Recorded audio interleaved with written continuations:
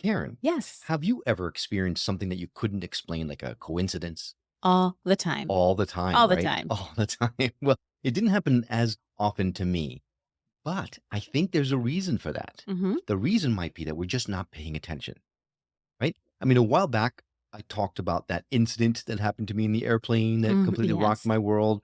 And I talked about the fact that I was adamant about remembering it and paying attention to it. Right. Well, this week we're talking about that exactly, the power of coincidence Ooh, when you stop and actually pay attention. nice. Now, the stories that our guest this week is going to share with us will shake you to the core as Mm. we explore just how wonderfully strange our universe is. My name is Will, And I'm Karen. and unlike Mulder and We Scully, both want to believe. so we've embarked on a journey of discovery. We've talked to people deeply entrenched in the spiritual and metaphysical world. We've thrown ourselves into weird and wonderful experiences. I even joined a coven of witches. And wait, you joined a coven? Yep, all in the interest of finding something Anything. that will prove that there's something beyond this physical, three-dimensional world we all live in. This is the Skeptic Skeptic Metaphysicians.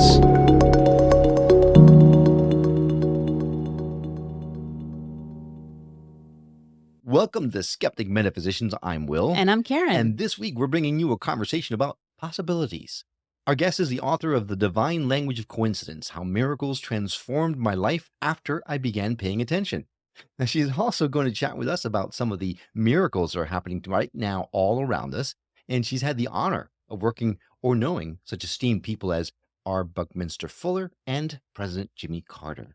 Wow. Yes, and she's here with us today to blow our minds with her stories of miracles and coincidences that might just help you see the world we live in a whole new light. Welcome to the show, Sophia Demas. Thank you for inviting me. Oh my gosh, we are so excited. And I hope I got your last name correct because I practiced it like 30 times. At least 30. I'm glad to hear I got it right. Yeah. The title of your book, besides being very specific, is very intriguing as well. And reading your bio, I saw that there certain things happened to you, coincidences happened to you that when you started kind of putting them together, it all started to make a certain kind of sense. Can you share some of those incidences with us? Well, it started when I was 19, when I was going through some existential angst, like every 19-year-old. But Yeah. And some 50-year-olds. these two issues just seemed unsolvable to me. And I was just almost in a crisis. And then within 2 months, this involved a man I met and a dream. And as a result of these events, my problems were solved completely. And I had transformed. I had like literally entered womanhood, a different person. And it wasn't lost on me. I mean, and this man appeared and then disappeared. I was 19, he was 27. He was an intellectual, working on his PhD on universal theory. I'm a party girl. You can only, talk about the philosophical things to a point. So it was just this perfect thing that happened. I never really thought about it, but these things started to happen. And everybody I would tell these stories or these events, people started saying things like, oh, these things only happen to you. And it was almost annoying because I know that it didn't only happen to me. And then things just kept happening. And I would kind of ask for something and like in a thought, and then some coincidence would happen. And then I would get the miracle. And a medium, a world famous medium, Vicky Gay, told me like 15, 16 years ago that I was going to write a book. And the way I met her was very weird. And I said, absolutely not. I said, that is not in the cards. And I told her why. I said, I have nothing to say. And two, I said, I'm a people person.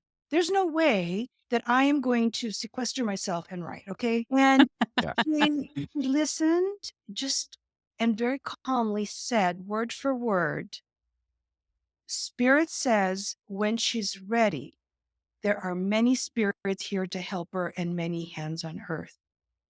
And then what happened, this was in 2011, I was reconnecting with a childhood friend.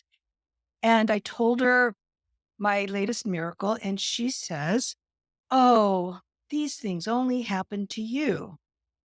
And something clicked because by this time there were so many events that, everyone has a coincidence story or an after death communication story, a miracle story. But the number was so, I mean, they were just numerous. And And we're like, things were happening every day? no, no, just key events. And so I really meditated on it. And what came up was that whenever the coincidence happened, I never said, "Oh, whoa, what a coincidence," and then move on. I took action, Mhm. and it was the taking action that brought the miracle. So basically, my philosophy is that there's this divine intelligence out there, this intelligence that wants us to be happy and find our true purpose. And by putting coincidences in our path, it's just one of the clever ways this intelligence can communicate with us. But my experience is putting the coincidence in your path to bring you closer to your true purpose. And then you take action. And by taking action, you and divine intelligence co-create miracle. That little intelligence, I'll tell you.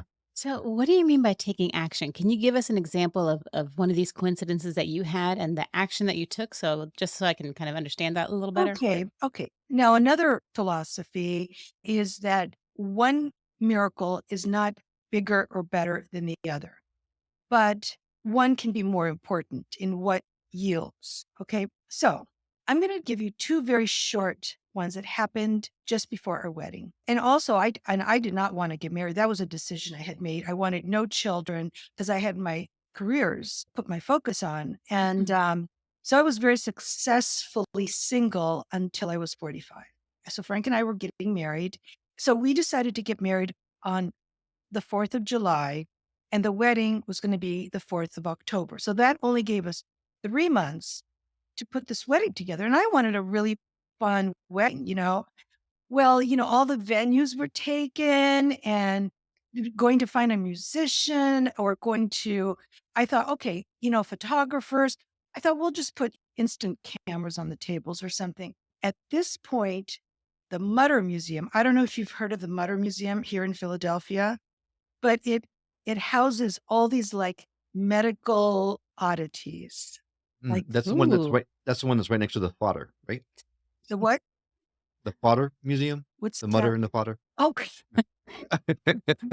So That's what we forgot. I forgot to warn her. I'm sorry. that's pretty good, I have to say. Thank you, Sophia. See, it was pretty good, Karen. Hmm. Pretty good. She's being kind. Sorry. So they called me and they said, we have that date is canceled. And it was like, like 4,000. I don't know what it was, but it was expensive. But so we're considering it because I thought, okay, my friend is a event planner and she could turn a warehouse into something beautiful. But I really loved that room.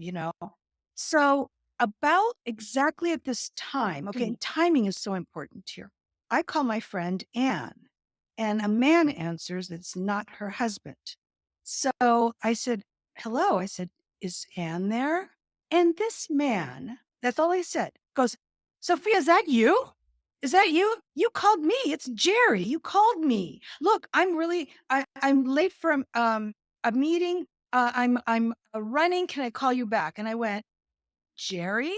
I mean, this guy I only knew socially, and he recognized my voice. I said, "Jerry, would you please promise me that you're going to call? Promise me you're going to call. It's crucial." And he says, "I promise." So he calls, and it just so happened that Jerry was the owner for a short period of time of this very beautiful old hotel.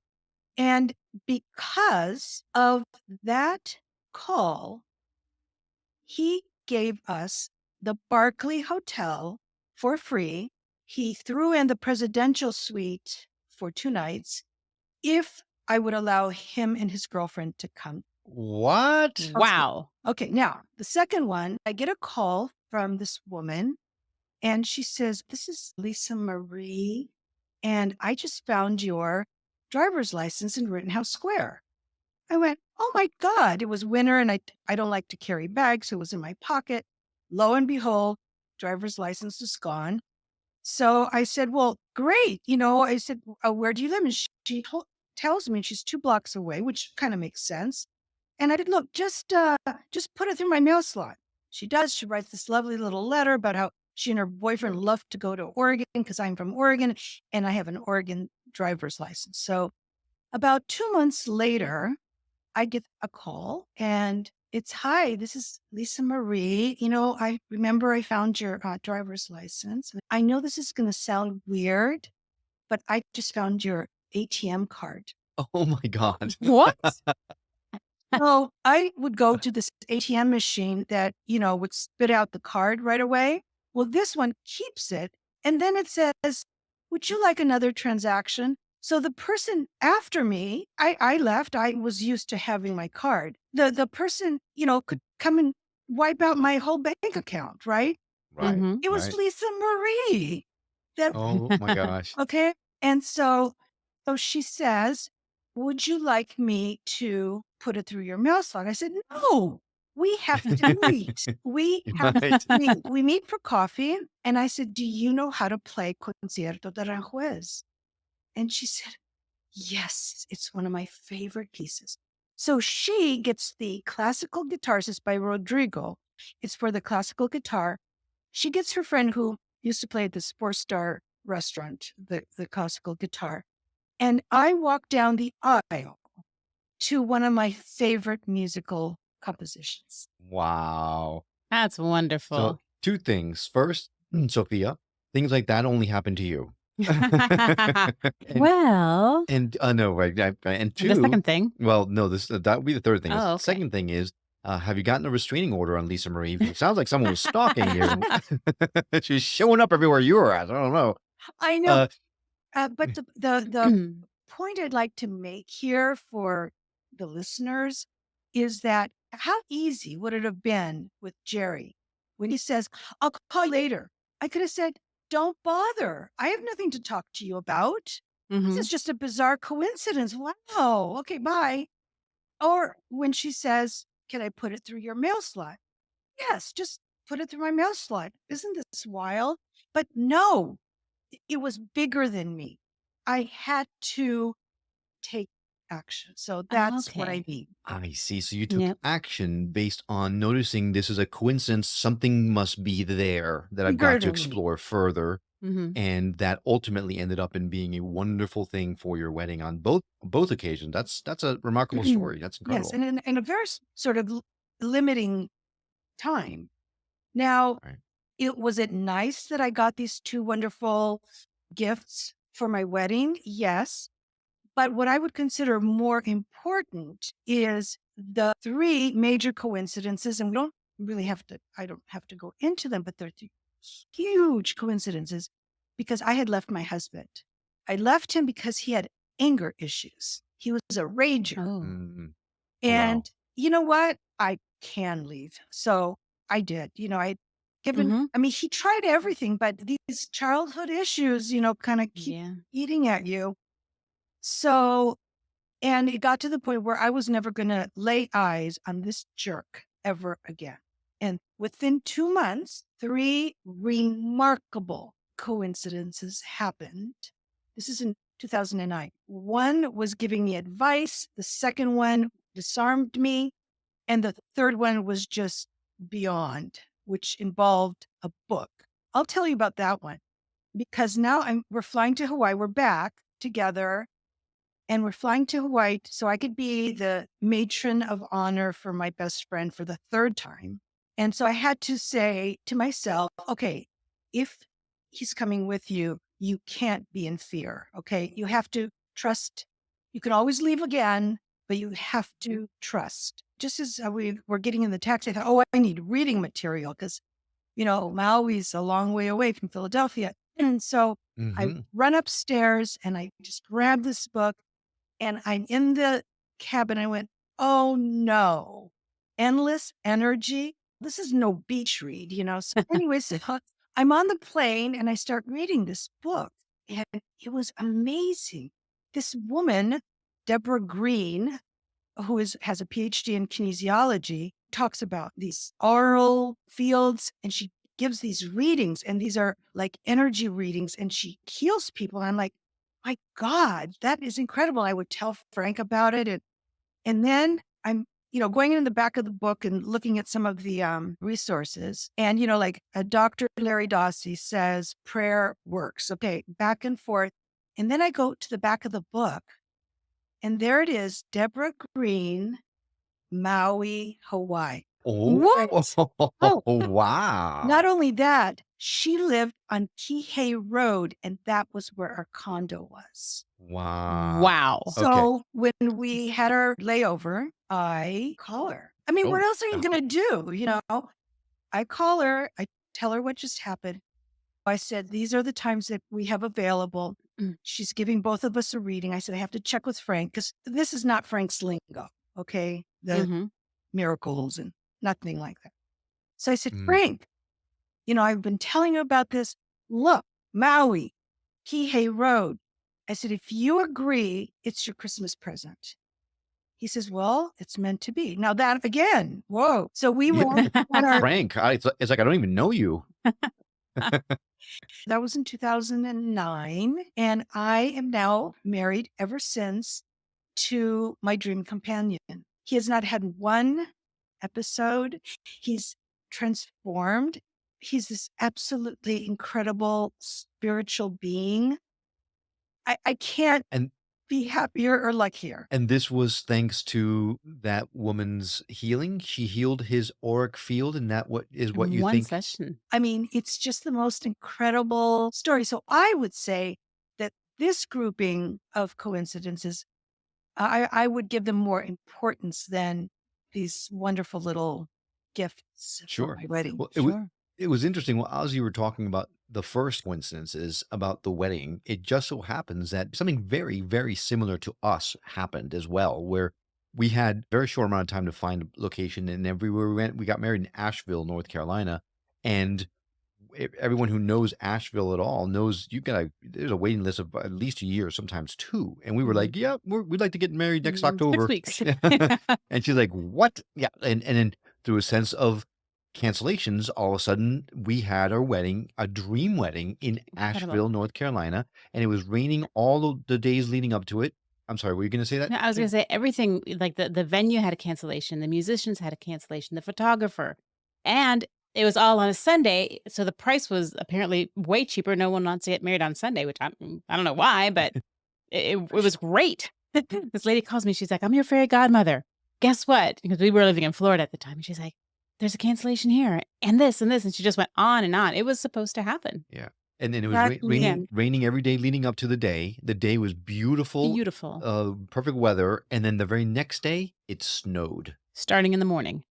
Like snowed us in kind of thing. So yeah, now it was see, incredible. Yeah. okay, and so when these things happen, exactly what you're saying, then you can communicate with this divine intelligence. You just say thank you. And I say thank you all day long, and I just get more and more and more. And gratitude is the highest form of prayer.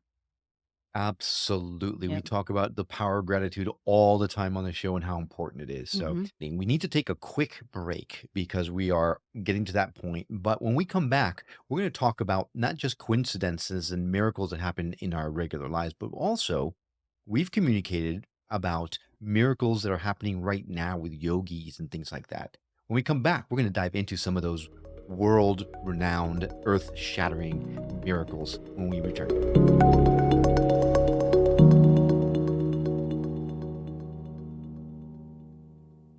Welcome back to the Skeptic Metaphysicians. We're talking to Sophia Demas, who is ushering us into the world of miracles and coincidences.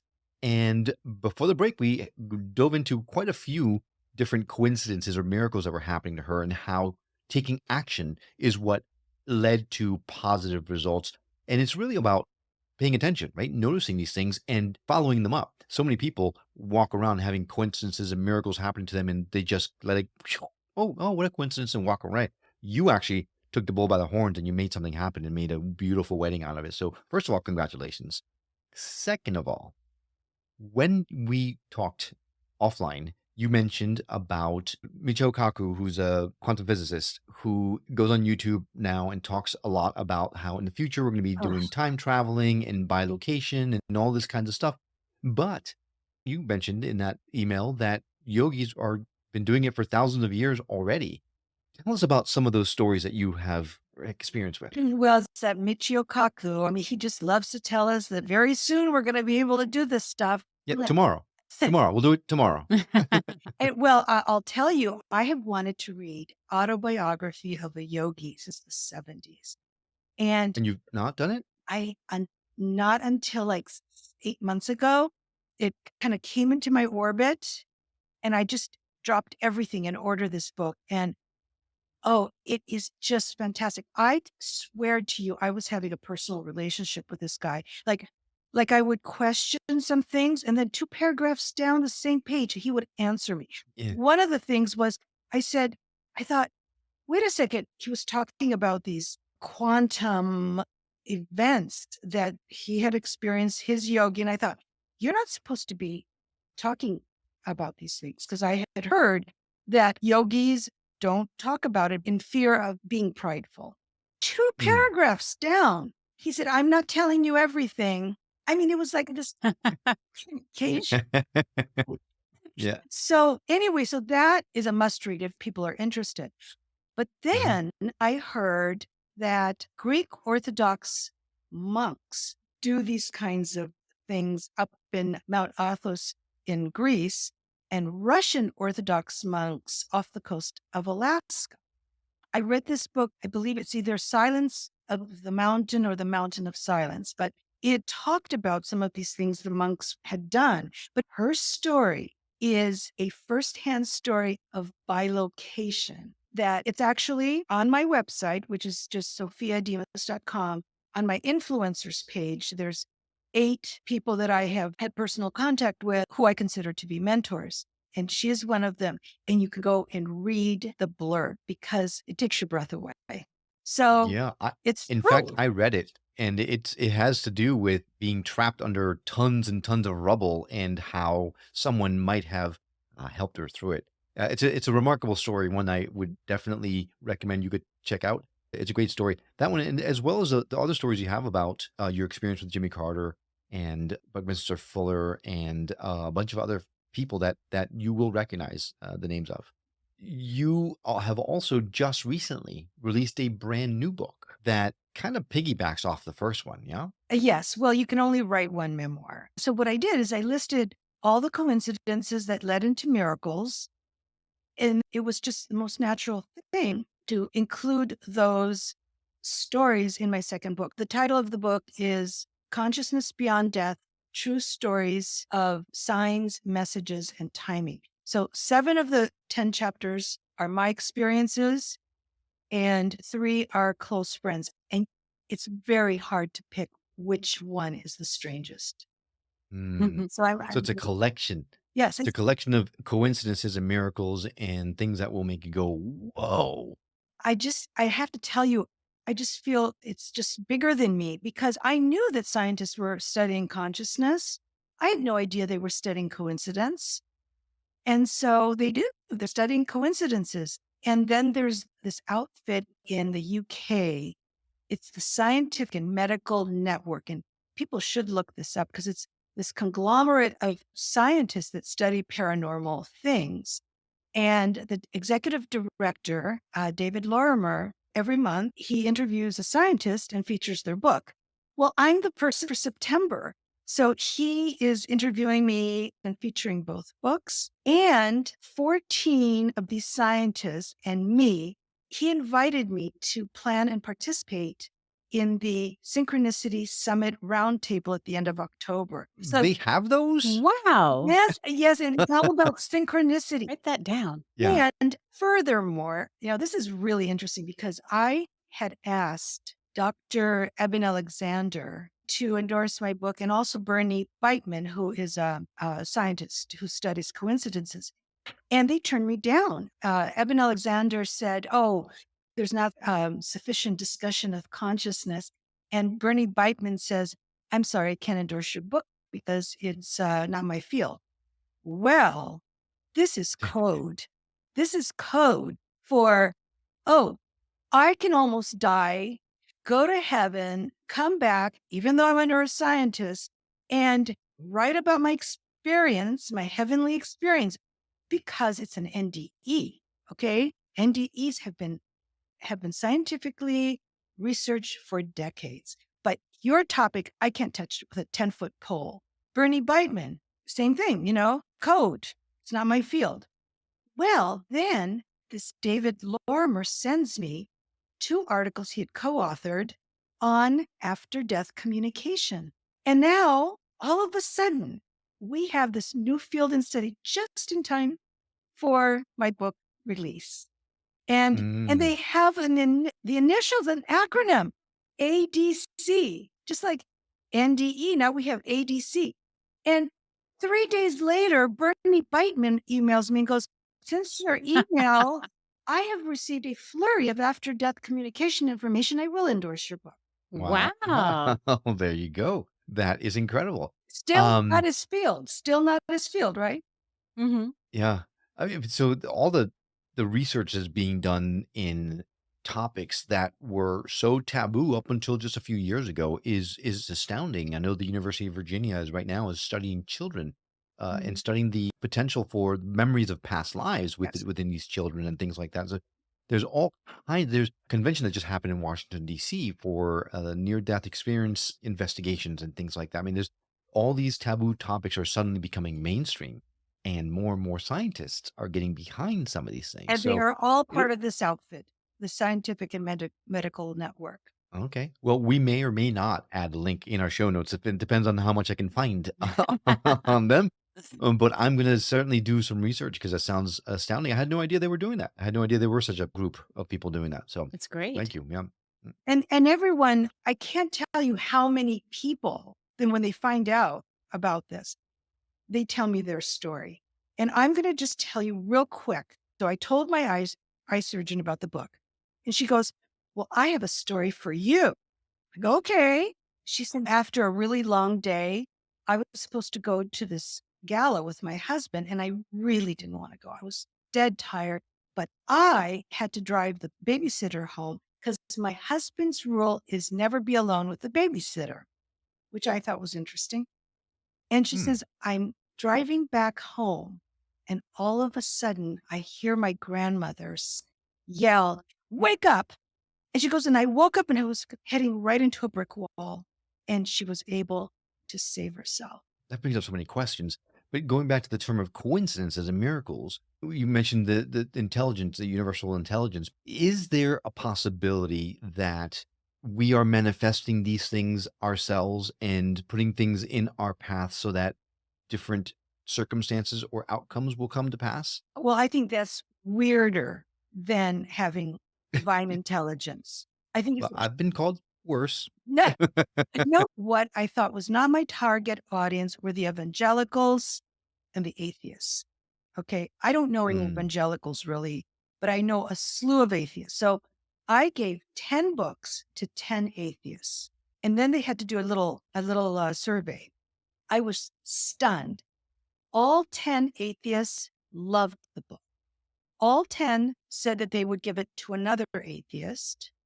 However, in so many words, what they all said was, "No, this is a manifestation of your all powerful mind.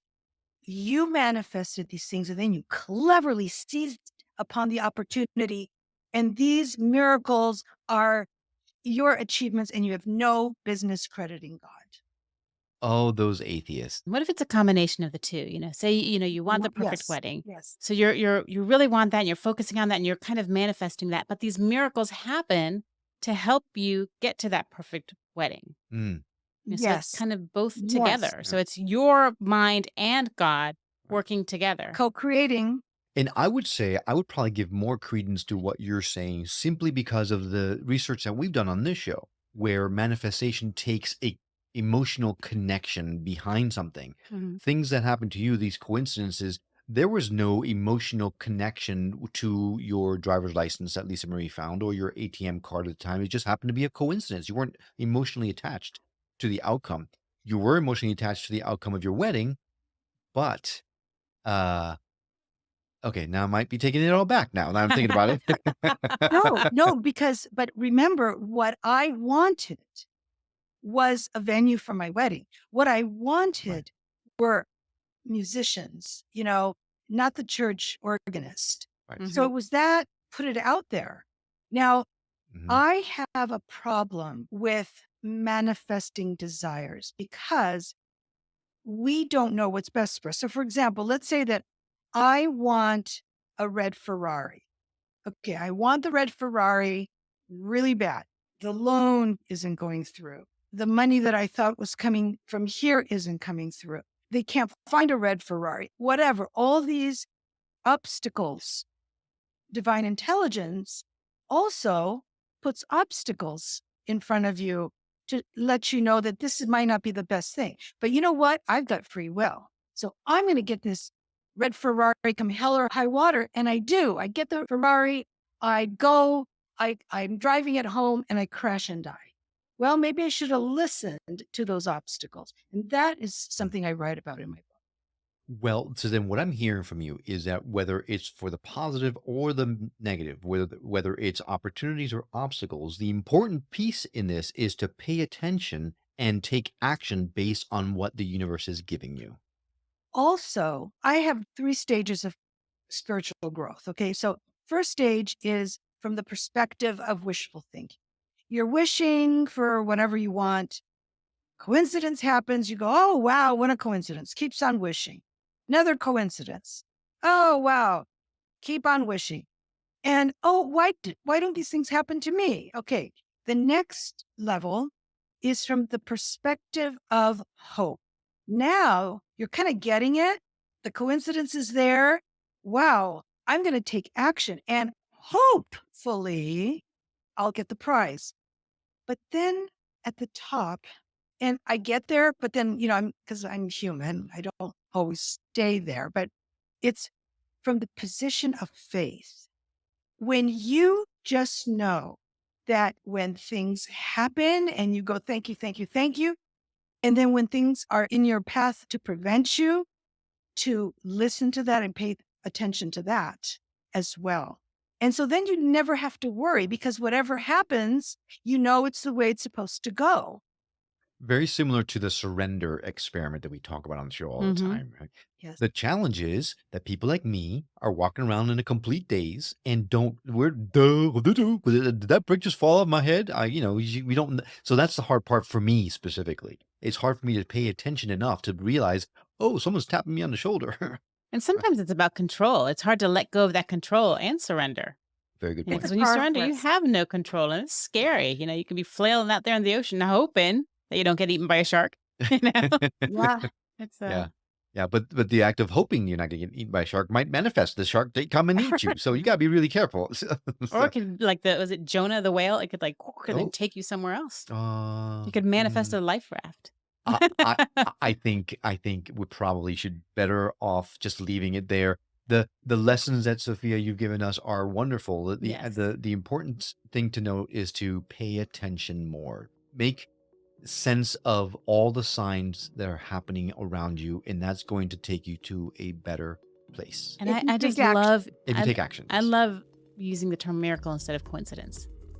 I love that. Well, Yeah. okay, but coincidences can be left alone as coincidences. The coincidences is what brought about the gift. And that's what I call a miracle. Okay. Okay, so coincidences led to the miracle. Okay. I thought they were like little mini miracles that lead you to a Well, yeah, bigger of miracle. course. Okay, we can look at it that way. We could look at it that Yeah. way. Either way, this has been a miraculous show. So thank you so much, Sophia, for sharing your story with us. This has been wonderful. I urge you to go out to our show notes and look for her book. The link to her book will be there, as well as a link to her website. The first book is The Divine Language of Coincidence, How Miracles Transformed My Life After I Began Paying Attention. And Sophia's going to tell us the name of the second book. Consciousness Beyond Death, True Stories of Signs, Messages, and Time. Fantastic. Nice. I love those titles. So thank you so much for coming on the show. Well, thank you. And a huge thank you to you. We hope you've enjoyed this conversation as much as we have. We'd love for you to contribute by sending us a voicemail or an email from our website, skepticmetaphysician.com, or leave us a review on Apple Podcasts or any other podcasting platform that supports them. Karen and I love hearing from those that are moved to message us. It truly does fuel our passion. You are the reason we do this show, and knowing what you like and don't like help us craft the very best show we can so that we can help raise the vibration of the planet together. Well, that's all for now, but we'll see you on the next episode of The Skeptic Metaphysician. Until then, take care.